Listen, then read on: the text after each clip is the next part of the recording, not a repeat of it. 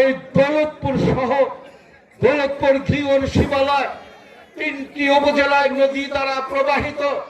এই উপজেলাগুলোর যখন প্রতি বছর বন্যায় আপনাদের ফসলি জমি ভেঙে নিয়ে যায়, আপনাদের ঘর বাড়ি ভেঙে নিয়ে যায় পদ্মা যমুনা, যখন আপনাদের সহায় সম্বল এতটুকু জায়গা যখন জমি বর্ষায় নদীর স্রোতে ভেঙে ব্যাকুল হয়ে যায়, যখন আপনারা মাথায় হাত দিয়ে রাস্তায় বসে থাকেন, রাস্তায় দিন যাপন করেন, আমি খবর পেলে আমার ক্ষুদ্র সহযোগিতা নিয়ে আমি কি আপনাদের পাশে দাঁড়াই নাই?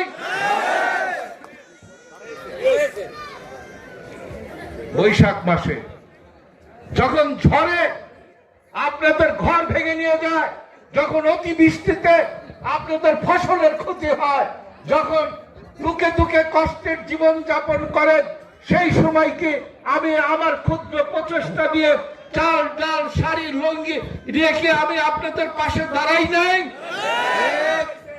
তাইলে আমার একটা কথা, শেষ কথা, যদি তাই হয়ে থাকে আমি অনুরোধ করব আপনারা আগামী নির্বাচনে ঐক্যবদ্ধভাবে ভোট কেন্দ্রে গিয়ে ধানের শীষে ভোট দিয়ে এই বাংলাদেশের কৃষকের ভাগ্যের পরিবর্তন ঘটানোর জন্য, শ্রমিকদের ভাগ্যের পরিবর্তন ঘটানোর জন্য, সর্বোপরি আমার মায়েরা যারা এখানে বসে আছে, ও পাশে বসে আছে, আপনাদের বয়সকালে যখন আপনার পরিবারের ছেলে মেয়েরা দেখে না, স্বামীরা দেখে না, সেই সময় আমার এই মা বোনেরা যখন অসহায় জীবন যাপন করেন, সেই থেকে উত্তরণের জন্য জনাব তারেক জিয়ার ধানের শীষে ভোট দিয়ে এই বাংলাদেশটাকে আপনারা জনাব বিপ্লবী তারেক রহমানকে পরিচালনার সুযোগ দিবেন।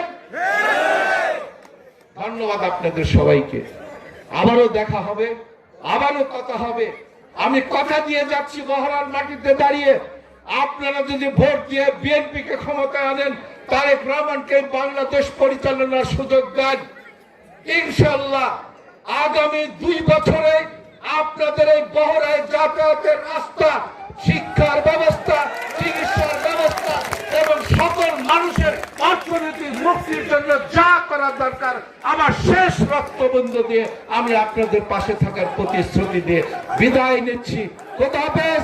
বাংলাদেশ জিন্দাবাদ, বাংলাদেশ জাতীয়তাবাদী দল জিন্দাবাদ, জিন্দাবাদ। আর আজকে যারা আপনাদের গান শোনাবে রাত জেগে, সকল শিল্পী এবং বাদ্যযন্ত্র